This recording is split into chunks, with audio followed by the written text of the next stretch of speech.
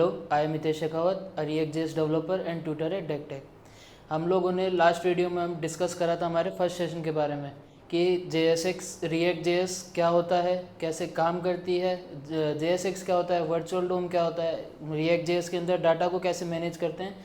इन सब का हमने एक ओवरव्यू लिया था और जाना था कि React.js सिंगल पेज एप्लीकेशन है और किस तरीके से काम करती है।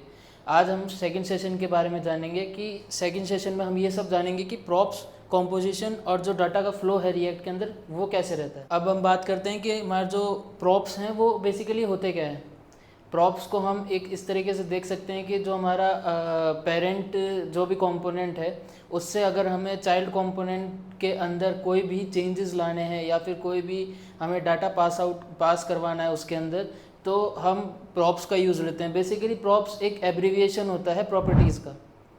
जैसे हम किसी भी पूरे कंपोनेंट को अगर हम रैप करते हैं किसी चीज़ के अंदर, अगर फिर उसका हम जो भी मॉडिफिकेशन करेंगे डाटा के थ्रू या फिर प्रॉप्स के अंदर मैं कुछ भी स्टाइलिंग भेज के अगर मैं उसको मॉडिफाई करना चाहता हूँ, तो ये सारी चीज़ें हम प्रॉप्स की तरह मैनेज कर सकते हैं। जैसे कि एक एग्जांपल लेते हैं हम कि एक व्हील है, कंपोनेंट है जो चाइल्ड है। अगर हम वो खुद डिसाइड नहीं कर सकता कि उसका कलर कौन सा रहना चाहिए, क्योंकि जो भी कलर रहेगा टायर का वो उसके पेरेंट कंपोनेंट मतलब कार के ऊपर डिपेंड करेगा। अगर उसकी कार ब्लैक है तो उसके जो भी टायर्स होंगे, व्हील होगा जो, वो ब्लैक होगा। और जो उसके अगर वो जो पेरेंट कंपोनेंट है जो कार है अगर वो रेड होगी तो उसका जो भी व्हील होगा वो रेड होगा। तो प्रॉप्स भी ऐसे ही काम करते हैं। जो भी हमारे कंपोनेंट्स हैं उसको मॉडिफाई करने के लिए या फिर उसमें कोई भी डाटा भेजने के लिए हम प्रॉप्स का ही यूज़ करते हैं। तो अब हम जानते हैं कि प्रॉप्स को हम एक्चुअल में यूज़ कैसे कर सकते हैं। कि जो हमारा पेरेंट कंपोनेंट है वो क्या करता है कि जब हम कोई भी प्रॉप्स के थ्रू कोई भी डाटा पास करते हैं चाइल्ड कंपोनेंट के अंदर, तो रिएक्ट उसको बंडलाइज करके एक सिंगल एट्रीब्यूट के अंदर उसको कंबाइन कर देता है, जिसे हम कहते हैं प्रॉप्स। अगर हम किसी भी कंपोनेंट के अंदर मतलब किसी भी चाइल्ड कंपोनेंट के अंदर जो पेरेंट से भेजे हुए प्रॉप्स को अगर गेट करना चाहते हैं तो हम कुछ इस तरीके से करेंगे कि जैसे मेरा एक कंपोनेंट है बुक, जो मेरा चाइल्ड कंपोनेंट है, उससे मैंने जो मेरा इसका जो पेरेंट कंपोनेंट है वहाँ से मैंने कुछ प्रॉप्स भेजे हैं। तो अब मैं डायरेक्टली यहाँ पे उन प्रॉप्स को एक्सेस कर सकता हूँ। आगे पढ़ेंगे उस स्टेप्स के बारे में, लेकिन अभी एक बेसिक है कि इस प्रॉप्स को हमने कंसोल करा लिया। अब जो भी हमारा जो भी प्रॉप्स थे, जैसे हमने टाइटल भेजा था या फिर हमने पेजेस भेजे थे, ऑथर का नाम भेजा था, उसको हम ऑब्जेक्ट की तरह यूज़ में ले सकते हैं, क्योंकि वो एक कंबाइन हो चुका है। जितने भी एट्रीब्यूट्स थे पेरेंट से चाइल्ड में आने वाले, उन सबको उसने एक ऑब्जेक्ट में बंडलाइज कर दिया है। तो हम उसे ऑब्जेक्ट की तरह यूज़ में लेंगे। जैसे टाइटल चाहिए तो मेरे को इस प्रॉप से डॉट टाइटल लिखूंगा तो वो टाइटल गेट होगा। अगर मैं इस प्रॉप से डॉट पेजेस लिखूंगा तो जो मैंने पेजेस वाला एट्रीब्यूट भेजा है, जो मैंने डाटा भेजा है, वो गेट करूंगा। और प्रॉप्स डॉट ऑथर से ऑथर वाला। अब जो मेरा पेरेंट कंपोनेंट है वहाँ पे इस कंपोनेंट में मैंने कैसे भेजा है, अब उसकी बात करते हैं। कि जो बुक वाला जो कंपोनेंट है मेरा चाइल्ड कंपोनेंट, वो पेरेंट के अंदर रैप है, तो मैं वहाँ से टाइटल, जो मेरा टाइटल रहेगा वो भेजूँगा, पेजेस जो मेरे पेजेस रहेंगे वो भेजूँगा, और जो ऑथर का नेम है वो भेजूँगा। मतलब अगर अब जैसे कि JSX से अब लास्ट वीडियो में हम थोड़ा फेमिलियर हो चुके हैं, तो हमें पता है कि हम नॉर्मल जावास्क्रिप्ट के अंदर कुछ भी नंबर्स वगैरह भेजते हैं तो हम स्ट्रिंग का यूज़ करते हैं। अब जो React.js है, जो JSX है, उसके अंदर हम कर्ली ब्रेसेस के अंदर भेज सकते हैं। स्ट्रिंग है तो कोई दिक्कत नहीं है, हम डायरेक्टली हम जो भी स्ट्रिंग है उसको डायरेक्ट भेज सकते हैं। लेकिन जो नंबर्स हैं या फिर कोई एरे है तो हम उसको स्ट्रिंग में नहीं भेजेंगे, उसको हम कर्ली ब्रेसेस के अंदर रैप करके भेजेंगे। तो इस तरीके से हमने टाइटल, पेजेस और ऑथर हमने पेरेंट कंपोनेंट से भेज दिया है। अब जो हमारा आउटपुट है कंसोल के अंदर वो क्या आया था, जो मैंने ऑब्जेक्ट भेजा था यहाँ से, जो भेजा था पेरेंट कंपोनेंट से, जो हमने चाइल्ड में जो कंसोल कराया था प्रॉप्स का, वो हमारा आउटपुट क्या है। जो टाइटल हमने भेजा था वो पेजेस एंड ऑथर्स। क्यों? क्योंकि वो जो भी हमने अलग अलग एट्रीब्यूट भेजे थे उसको उसने प्रॉप्स में कंबाइन कर दिया था, बंडल कर दिया था उनको। एक इंपॉर्टेंट चीज़ क्या है, wrap non string values, numbers, booleans, array and object in curly braces to tell JSX to evaluate them as a JavaScript expression।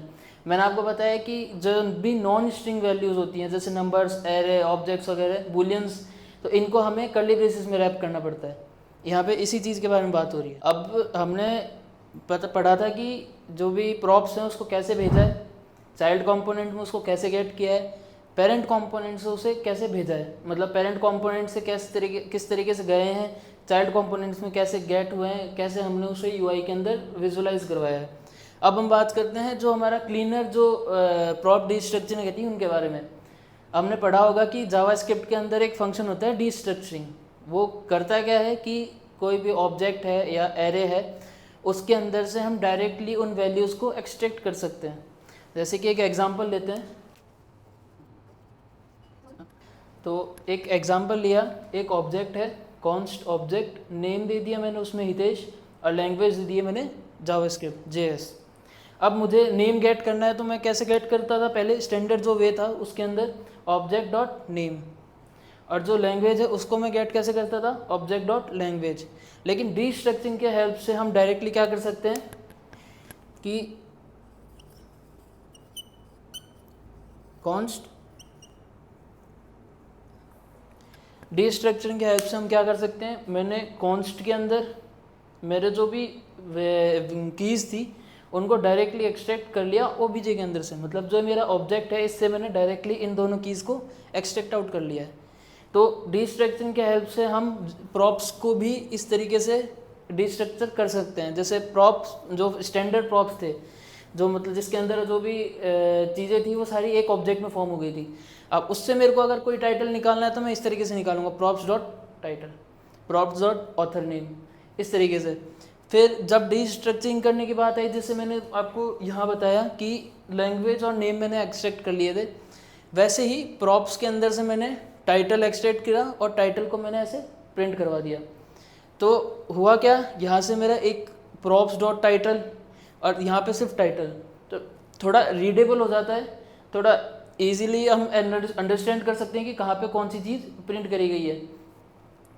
अब जो हम प्रेफर करते हैं डायरेक्टली डिस्ट्रक्चरिंग का, वो हम यही कर देते हैं, जो हमारा आर्ग्यूमेंट्स रहते हैं वहीं पे अगर हम प्रॉप्स को डिस्ट्रक्चर कर देते हैं कि कर्ली ब्रेसेस के अंदर हम डायरेक्टली उन कीज़ का डायरेक्टली नेम लिख देते हैं, तो वो उस अकॉर्डिंगली हमें गेट हो जाते हैं। जैसे टाइटल को मैंने डायरेक्टली ही आर्ग्यूमेंट के अंदर एक कर्ली ब्रेसेस के अंदर रैप करके उस की का नाम दे दिया। जैसे मैं टाइटल भेज रहा था पेरेंट में से, तो मैंने टाइटल यहाँ पे नाम दे दिया और मैं टाइटल को गेट कर सकता हूँ। डिस्ट्रक्चरिंग की यूज़ करते हैं हम, improves readability, makes prop usage clear and simplifies setting default values. मतलब जो हमारी डिफ़ॉल्ट वैल्यूज रहती हैं उनको भी हम डायरेक्टली सेट कर सकते हैं, और जो रीडेबिलिटी रहती है कोड की वो भी काफ़ी ज़्यादा ईजी रहती है। अब जो हमारा टॉपिक है वो है रीयूजेबिलिटी एंड कॉम्पोजिशन का।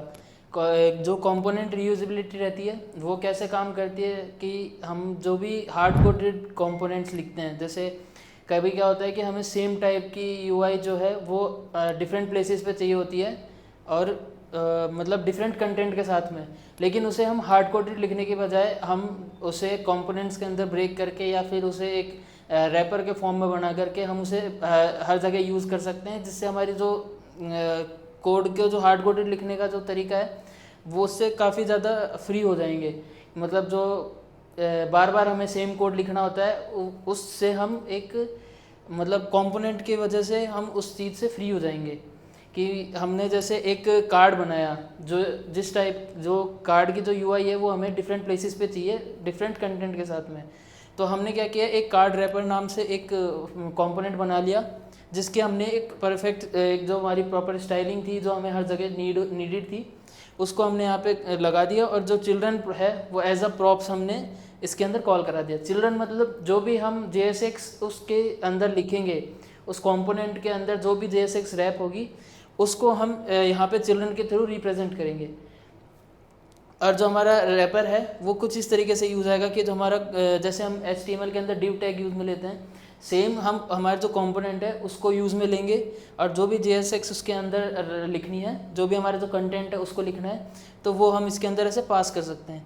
तो बेसिकली जो भी कॉम्पोजिशन रहती हैं वो चीज़ें डिपेंड करती हैं हमारे जो भी जो प्रॉप्स हैं उनके ऊपर।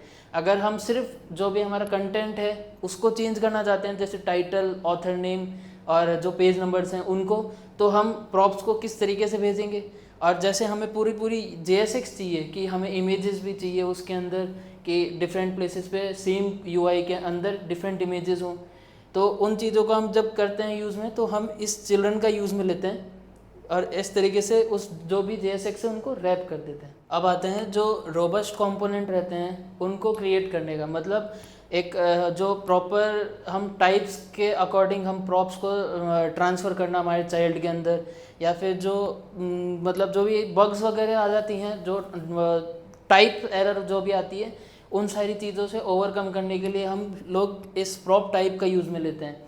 तो बेसिकली हमारे जो भी एप्लीकेशन है उसको स्केलेबल करने के लिए हम जो भी रोबस्ट कंपोनेंट है उनको क्रिएट करते हैं। जैसे अब जो है मतलब जो भी हमारा प्रोजेक्ट रहता है उसके जो स्केलेबिलिटी है, मेंटेबिलिटी है, और जो भी मतलब स्केलेबल करने के लिए बेसिकली जो भी हमारा प्रोजेक्ट है उसको स्केलेबल करने के लिए, उसको आगे कोई भी टाइप एरर जैसे बग्स ना आए, उनके लिए हम टाइप्स का यूज़ करते हैं, प्रॉप टाइप्स का यूज़ कर सकते हैं, ताकि हमें प्री डिफाइंड रहे कि हमारा जो भी चाइल्ड कंपोनेंट है उसके अंदर जो भी हम प्रॉप्स को कॉल करवा रहे हैं उसके अंदर चाइल्ड पेरेंट से चाइल्ड में ट्रांसफ़र कर रहे हैं, तो उनको हम प्री डिफाइन कर देते हैं टाइप्स में कि अगर मैं टाइटल कॉल करा रहा हूँ तो मेरा जो टाइटल है वो ऑलवेज स्ट्रिंग में आएगा। तो इन चीज़ों की वजह से जो भी हमारा प्रोजेक्ट है वो काफ़ी रिलायबल रहता है चीज़ों को लेकर, कि ताकि जो भी बग्स हैं उनको बहुत ज़्यादा रिड्यूस कर देते हैं ये, क्योंकि टाइप्स का जो भी जैसे हमने एरर बाउंड्री वगैरह है जो हम आगे पढ़ेंगे, तो एरर बाउंड्री की हेल्प से हम जो भी टाइप्स है उनको शो करवा सकते हैं कि जो भी हमारा टाइप है वो गलत आ रहा है, या फिर तो मतलब इजीली हम जो भी हमारा बग है उसको कैच कर सकते हैं। तो इसलिए हम जो भी ये प्रॉप टाइप्स हैं उनको यूज़ लेते हैं।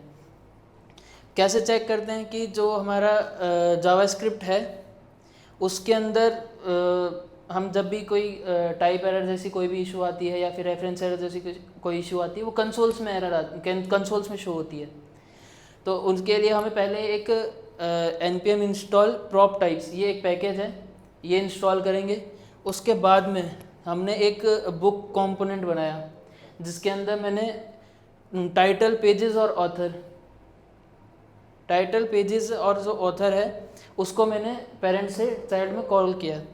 तो अब जो मेरा ये पैकेज है इसके अंदर मैं इसकी हेल्प से मैं मेरे जो भी प्रॉप्स हैं इसको मैं टाइप्स डिफाइन कर दूंगा। जो कि मेरा टाइटल है वो स्ट्रिंग में है, और जो रिक्वायर्ड है, जो भी फील्ड्स रिक्वायर्ड है हम उनको रिक्वायर्ड भी कर सकते हैं, जो हमें ऑप्शनल है तो उनको हम कुछ भी नहीं लिखेंगे, क्योंकि जो चीज़ें रिक्वायर्ड होती हैं उसके आगे हम रिक्वायर्ड नाम से कोई एक की है उसको यूज़ में ले लेंगे। जैसे टाइटल है तो वो prop types dot string dot is required, क्योंकि ये रिक्वायर्ड चीज़ है हमारे जो कंपोनेंट है उसके लिए, तो हम यहाँ पे इज़ रिक्वायर्ड यूज़ में ले लिया और टाइप इसका रख दिया स्ट्रिंग। पेजेस है, पेजेस जो भी प्रॉप टाइप्स नंबर दे दिया, क्योंकि ये नंबर्स में आएंगे हमारे पास में। ऑथर है तो ऑथर भी हमारे पास स्ट्रिंग में आएगा, और ये भी रिक्वायर्ड चीज़ होती है हमारा जो कंपोनेंट है उसके लिए एक नीडेड जो भी प्रॉप्स है वो है ये। तो इसके आगे भी हम इज़ रिक्वायर्ड लगा देंगे। और जो हमारा इज़ पब्लिश है वो हमारा प्रॉप टाइप रहेगा बूलियन, तो हमने इसके अंदर प्रॉप टाइप बूल लिख दिया। Prop types act both as a run time check and valuable documentation for component interface. मतलब कि जो हमारा रन टाइम रहता है उसके उस टाइम पे भी, और जो हमारा आगे जो भी मतलब जैसे फर्दर जो भी एक्टिविटीज़ करते हैं हम उस ड्यूरेशन में भी हमारे जो भी कंपोनेंट के अंदर चेंजेस होते हैं उस टाइम पे भी ये प्रॉप टाइप वर्क करता है। सेम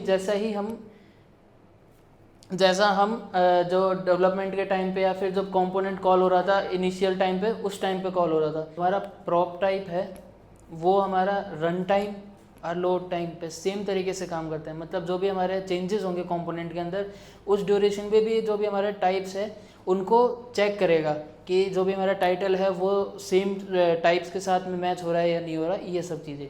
तो प्रॉप टाइप्स बेसिकली जो भी हमारे स्केलेबल प्रोजेक्ट्स होते हैं उसके अंदर नीडेड चीज़ है यूज़ करने के लिए, और ये हमारे जो लॉजिक बिल्डिंग्स और जो हमारा कोड लिखने का जो तरीका है उसको भी काफ़ी इम्प्रूव करता है। अब हम बात करते हैं कि जो भी हमारे अब तक हमने पढ़ा कि प्रॉप्स डिस्ट्रक्चरिंग जो है वो प्रॉप डॉट टाइप्स क्या आते हैं, मतलब प्रॉप्स टाइप्स जो भी हमने पढ़ा था उन सबको ही कंबाइन करके एक डायनेमिक कंपोनेंट बनाते हैं।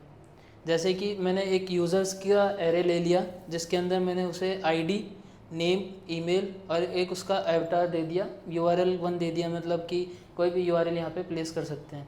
ऐसे करके मैंने यूज़र 1, यूज़र 2 और यूज़र 3 तीन यूज़र मैंने यहाँ पे क्रिएट करें एक एरे के अंदर, एरे ऑफ ऑब्जेक्ट के अंदर। अब जो हमारा पेरेंट कंपोनेंट है उसके अंदर यूज़र्स लिस्ट, जिसके मैं जो भी हमारे यूज़र्स है उनको लिस्ट करवाऊँगा। और जो हमारा थर्ड स्टेप रहेगा उसके अंदर जो हमारा यूज़र का कार्ड रहेगा उसकी यूआई क्रिएट करनी रहेगी with the type, with the help of prop types, कि हम जो भी हमारा प्रॉप टाइप्स रहेंगे उनको भी इसके अंदर यूज़ करेंगे कि कौन कौन सी चीज़ें हमारे कंपोनेंट के लिए नीडेड हैं, क्या क्या टाइप्स उनके लिए नीडेड हैं, ये सब चीज़ें। तो पहला जो एग्जांपल लेते हैं हम वो लेते हैं कि हमने जो भी एरे बनाया है उसको कैसे यूज़ लेंगे। तो जावा स्क्रिप्ट के अंदर कुछ फंक्शंस होते हैं, कुछ लूप्स होते हैं, उनके बारे में हमें पहले नॉलेज होनी चाहिए। जैसे मैप, फिल्टर, या फिर अगर हम आगे भी कोई चीज़ें मतलब डिसाइड करना चाहें कि मेरे को सिर्फ फर्स्ट वाला दिखाना है या सेकंड वाला दिखाना है, तो उन चीज़ों के लिए हम यूज़ में लेते हैं स्प्लाइस और स्लाइस मेथड।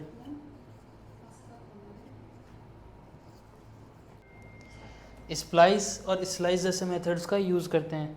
मैप क्या करता है, मैप जो भी हमारा एरे है उसको इटरेट करवा देता है, और जो भी हम चेंजेस करेंगे उसके अंदर उसको एक नए एरे के अंदर क्रिएट कर देता है, उसका एक नया एरे क्रिएट कर देता है। ओरिजिनल जो एरे रहता है उसको चेंज नहीं करता, उसको मॉडिफाई नहीं करता।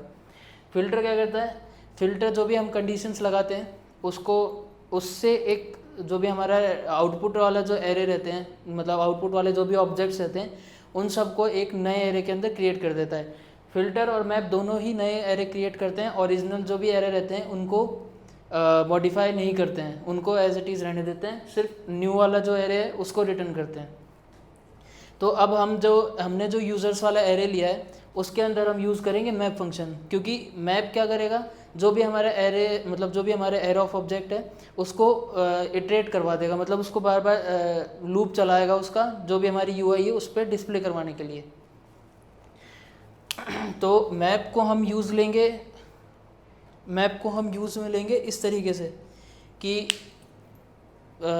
यूज़र्स जो हमारा एरे का नाम है वो डॉट मैप फंक्शन हमेशा आइटम रिटर्न करता है, मतलब जो भी सिंगल आइटम है उसको रिटर्न करता है, साथ में एक इंडेक्स रिटर्न करता है। तो अभी हमें इंडेक्स की नीड नहीं है, तो हम सिर्फ आइटम, जो भी हमारा आइटम है उसका नेम, जैसे मैं यहाँ से यूज़र्स की लिस्ट बना रहा हूँ, तो हमारा जो एक ऑब्जेक्ट है वो यूज़र डिफाइन करता है, तो मैं यहाँ पे लिखूँगा यूज़र, क्योंकि जो भी हम लिख रहे हैं वो सारी चीज़ें डिपेंड करती हैं हमारे कोड रीडेबिलिटी पे। मतलब अगर मैं यहाँ पे यूज़र्स की जगह आइटम लिख देता हूँ तो अब हमें ये चीज़ नहीं पता चलेगी कि यहाँ पे क्या चीज़ प्रिंट हो रही है, यूज़र्स के अंदर भी कोई एरे है वो प्रिंट हो रहा है, या फिर मैंने यूज़र्स नाम से एक एरे बना रखा है उसमें एक आइटम नाम से चीज़ प्रिंट हो रही है। तो एक स्पेसिफिक मतलब जो भी आइडेंटिफिकेशन होती है वो हमारे नेमिंग की वजह से होती है। अब यहाँ पे मैं यूज़र्स की जगह कुछ और लिखूँगा तो जल्दी से रीडेबल नहीं होगी चीज़ें कि भाई इधर क्या प्रिंट हो रहा है। तो मैंने यहाँ पे यूज़र्स लिखा, उस जो भी आइटम है, फर्स्ट जो आर्ग्यूमेंट जो होता है वो आइटम से रहता है, मतलब जो सिंगल आइटम रहता है एरे के अंदर उसका। उसके बाद में हमारा जो कंपोनेंट है कार्ड कंपोनेंट, जो भी मेरी स्टाइलिंग रहेगी उस यूज़र के लिए, जैसे सिंगल स्पेसिफिक यूज़र्स के लिए मैंने कोई कार्ड बना रखा है जिसके अंदर मैंने यहाँ पे उसकी प्रोफाइल, यहाँ नेम और यहाँ उसका डिस्क्रिप्शन दे दिया। अब अगर मैं मल्टीपल यूज़र्स बना रहा हूँ तो मल्टीपल यूज़र्स के लिए मेरे को बार बार सेम कोड बार बार लिखना पड़ेगा, सेम यूआई मेरे को बार बार क्रिएट करनी पड़ेगी। तो उसके बजाय हम इसे एक कंपोनेंट में क्रिएट करा, मैंने एक कंपोनेंट में क्रिएट किया।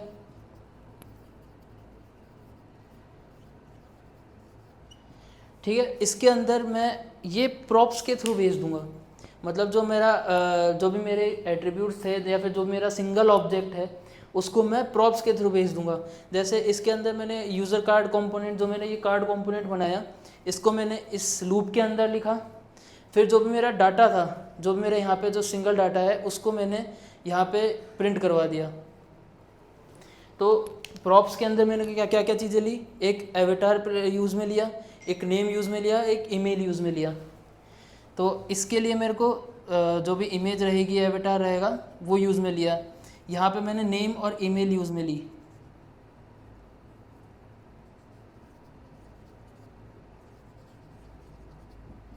यहाँ पे मैंने ईमेल और नेम यूज़ में लिया। अब जो भी हमें नीडेड चीज़ें हैं उसको अब हमने क्या किया, पेरेंट से चाइल्ड के अंदर जो भी डाटा था हमने उसको सेंड कर दिया। अब चाइल्ड के अंदर वो कैसे मैनेज होता है, वो सारी चीज़ें हमारे चाइल्ड के कंपोनेंट में रहेंगी। जैसे प्रॉप डॉट टाइप्स के थ्रू अब मैंने वहाँ से मैंने कॉल किया, क्या किया, नेम, ईमेल और एवटार और आईडी।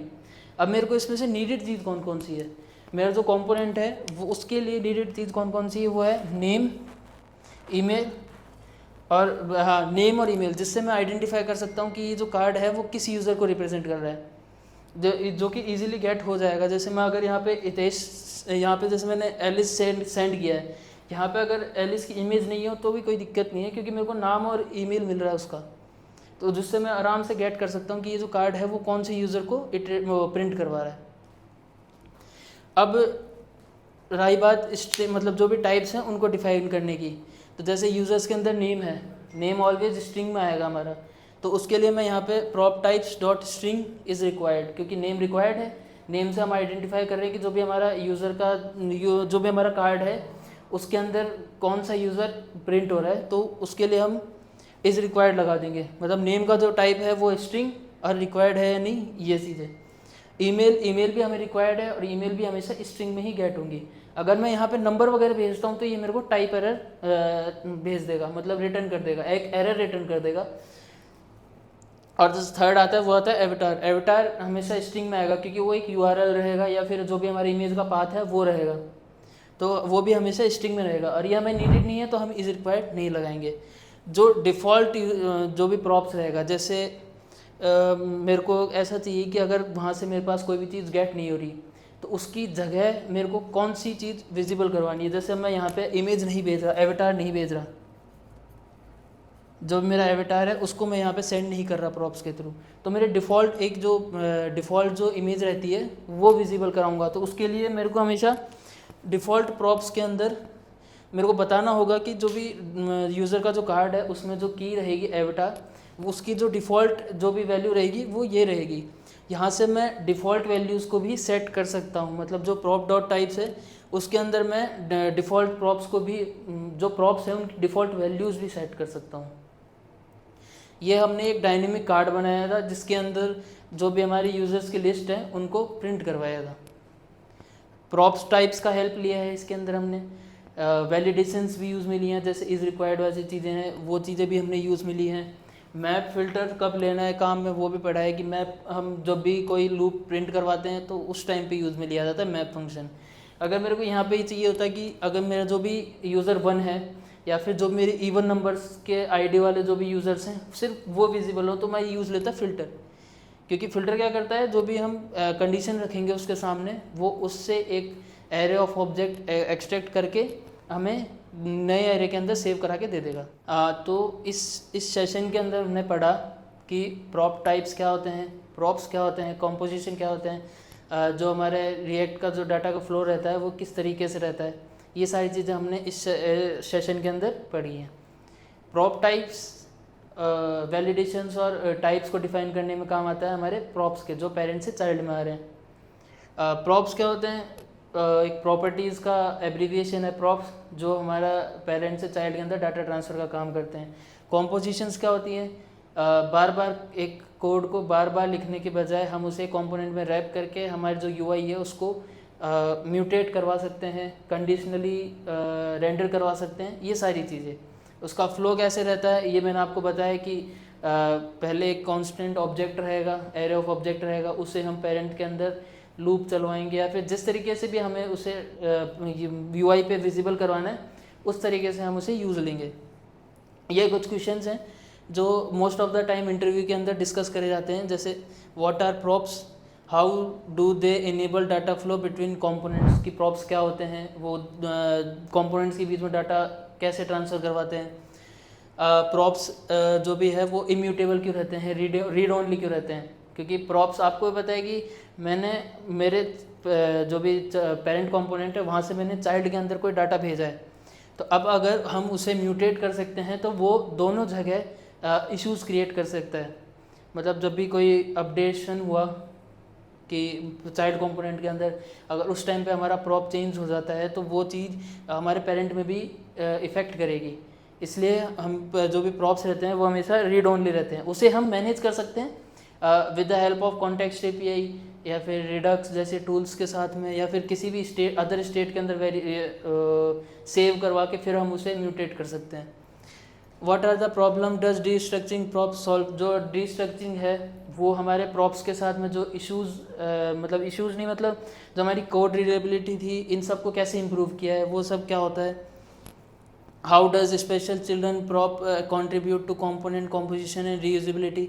जो भी हमारा कोई कंपोनेंट है उसके अंदर कोई भी प्रॉप, ऐसा प्रॉप जो हमारे पूरे कंपोनेंट्स का जो भी डिस्क्रिप्शन रहता है कि एक कार्ड है, यहाँ पे प्रोफाइल के लिए काम में आ रहा है, यहाँ पे कोई कंटेंट शो करने के लिए काम में आ रहा है, तो वो जो प्रॉप्स हैं वो किस तरीके से कंट्रीब्यूट करते हैं कंपोनेंट के अंदर। Describe the role of prop types and default props in building robust React component. जो भी प्रॉप टाइप्स होते हैं, डिफ़ॉल्ट प्रॉप्स होते हैं, जैसे हमने पढ़ा था कि प्रॉप टाइप्स जो भी हमारे प्रॉप्स हैं उनकी टाइप्स डिफाइन करने के लिए या फिर उन पे वैलिडेशन लगाने के लिए काम में आते हैं। जो डिफ़ॉल्ट प्रॉप्स हैं, डिफ़ॉल्ट प्रॉप्स मतलब कोई भी प्रॉप्स अगर मैं वहाँ से नहीं भेज रहा हूँ तो वो हमें ऑलवेज शो करेगा या तो अनडिफाइंड या नल। उन चीज़ों को बचने के लिए, उस यूज़र एक्सपीरियंस अच्छा करने के लिए हम डिफ़ॉल्ट प्रॉप्स यूज़ में लेते हैं, ताकि जो डिफ़ॉल्ट वैल्यू रहे वो एक सेट कर दें कि अगर प्रॉप्स हमारे पास नहीं भी आ रहा तो हम वहाँ पे डिफ़ॉल्ट जो भी वैल्यू रहेगी वो सेट कर देंगे। When rendering list of a components using JavaScript map method, what is the significance key prop? की prop क्या होती है? की prop जब हमने map method यूज़ किया था उस टाइम पे हम क्या करते हैं कि जो भी एलिमेंट रहता है उसको अंदर जो आईडी रहती है वो एज अ की के थ्रू पास करते हैं। जो हमारा की है तो उससे क्या है, एक स्पेसिफिक आइडेंटिफिकेशन बन जाती है कोई भी यूआई की, कि जो भी हम चेंजेस कर रहे हैं, अपडेशन कर रहे हैं, हम जो भी हमारी लिस्ट है उसके अंदर, तो उस की हेल्प से हमें ये चीज़ गेट हो जाती है कि हम कौन सी वैल्यू को या कौन से कार्ड को हम डिस्टर्ब कर रहे हैं, मतलब जो उसको मॉडिफाई कर रहे हैं। तो ये सारे क्वेश्चंस हैं जो हमें मतलब इंटरव्यू के अंदर पूछे जाते हैं, जो इन टॉपिक से रिलेटेड थे। तो अब होप कि जो भी मैंने आपको पढ़ाया है वो सब आपको समझ में आया होगा। अगर कोई इश्यूज़ या फिर कोई भी क्वेश्चंस अगर आपके मन में है तो आप कमेंट्स सेक्शन के अंदर बता सकते हैं, और मिलते हैं नेक्स्ट सेशन के अंदर। Thank you.